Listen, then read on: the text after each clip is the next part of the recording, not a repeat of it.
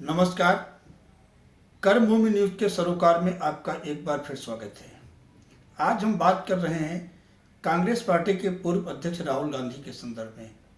राहुल गांधी का कहना है कि केंद्र सरकार और प्रधानमंत्री नरेंद्र मोदी और भारतीय जनता पार्टी लगातार उनकी आवाज़ को दबाने का प्रयास कर रही है। संसद भवन के भीतर जब वे भाषण दे रहे थे तब उनका माइक बंद कर दिया गया। इसके बाद लगातार राहुल गांधी को ना बोलने के लिए उन पर संवैधानिक तरीके से दबाव डालने का प्रयास किया जा रहा है। इस तरह के आरोप राहुल गांधी आज से नहीं, इससे पहले भी कई बार लगा चुके हैं। इस बार राहुल गांधी की लोकसभा की सदस्यता रद्द कर दी गई है, वह भी एक अवमानना के मामले में। राहुल गांधी ने वर्ष 2019 में वायनाड में एक सार्वजनिक मंच से ये कहा था कि जितने मोदी सरनेम वाले व्यक्ति हैं क्या वे सभी चोर हैं। इसके विरोध में गुजरात के एक व्यक्ति ने, जो भाजपा से ही संबंधित है, उन्होंने सूरत की अदालत में हान की याचिका दायर करी। यह मामला चला और सुनवाई हुई। सुनवाई के दौरान न्यायाधीश ने राहुल गांधी को 2 साल की सजा सुनाई। इसके अलावा उन्होंने ये भी कहा वे ऊपरी अदालत में 30 दिनों के भीतर जा सकते हैं। ये हर व्यक्ति का हक है कि निचली अदालत के आदेश की चुनौती ऊपरी अदालत में दी जा सकती है, लेकिन राहुल गांधी ने फिलहाल कोई चुनौती इस आदेश को ऊपरी अदालत में अभी तक नहीं दी है।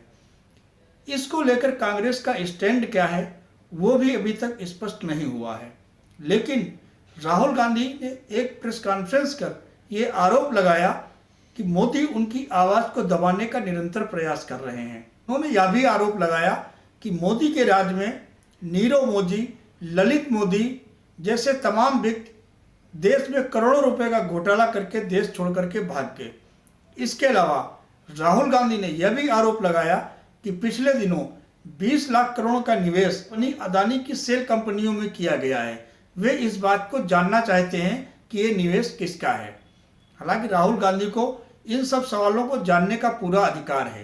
राहुल गांधी ही नहीं बल्कि देश का कोई भी नागरिक अपने सवालों को जवाब ले सकता है। इसके लिए उसे मूलभूत अधिकार प्राप्त हैं, लेकिन मूलभूत अधिकार प्राप्त होने की आड़ में यदि कोई व्यक्ति लगातार किसी व्यक्ति की अवमानना करे और सार्वजनिक मंचों से उल्टे सीधे वक्तव्य दे तो वो भी सही नहीं है। राहुल गांधी की सदस्यता रद्द होने के बाद एक माहौल बनाया जा रहा है, वह भी विपक्ष के द्वारा। विपक्ष अब न्याय प्रणाली को कटघरे में खड़ा करने का प्रयास कर रही है, जो लोकतंत्र के लिए ठीक नहीं है। विपक्ष का कहना है कि लोकतंत्र खतरे में है, लेकिन खतरे में डालने का काम में सबसे बड़ी भूमिका विपक्ष के द्वारा ही अदा की जा रही है। आज हर व्यक्ति न्याय व्यवस्था पर पूरा विश्वास रखती है, लेकिन विपक्ष के बड़े नेता खुलेआम न्याय व्यवस्था को चुनौती देते रहते हैं और उसकी अवमानना करते रहते हैं। राहुल गांधी की सदस्यता रद्द होने के बाद जिस समय न्यायालय ने यह आदेश दिया, उस समय देश के कई नेताओं ने न्याय व्यवस्था को कटघरे में खड़ा कर दिया, न्यायाधीश के फैसले को कटघरे में खड़ा करने का प्रयास किया।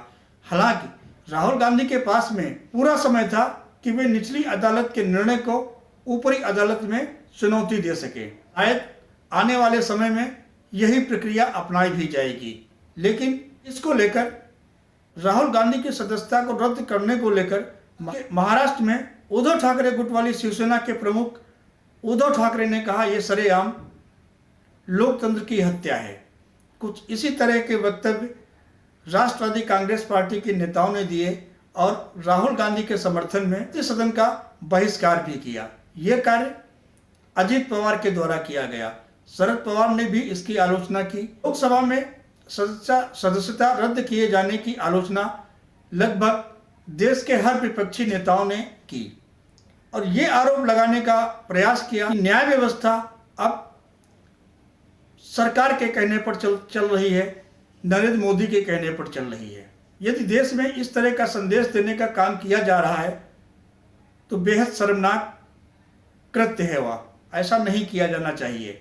माना कि न्यायालय ने, अदालत ने राहुल गांधी के खिलाफ गलत फैसला सुनाया है, तो इसके ऊपर अभी एक अदालत बाकी है, वह है जनता की अदालत। राहुल गांधी इस आदेश को लेकर अब जनता की अदालत के समक्ष जा सकते हैं। हालांकि अभी तक राहुल गांधी ने भारत जोड़ो यात्रा की, लगातार कांग्रेस को ऊपर लाने का प्रयास करते रहे, लेकिन वे किसी चीज में सफल नहीं हो पाए। राहुल गांधी ने भारत जोड़ो यात्रा की, लेकिन उसका कोई फायदा 3 राज्यों के विधानसभा चुनाव में नहीं हुआ।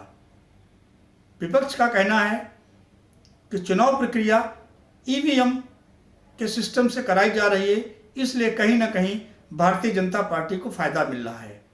विपक्ष का पूरा हक है कि वे चुनाव आयोग से मांग करें कि यह प्रक्रिया ईवीएम के सिस्टम से नहीं बल्कि बैलेट पेपर से कराई जाए।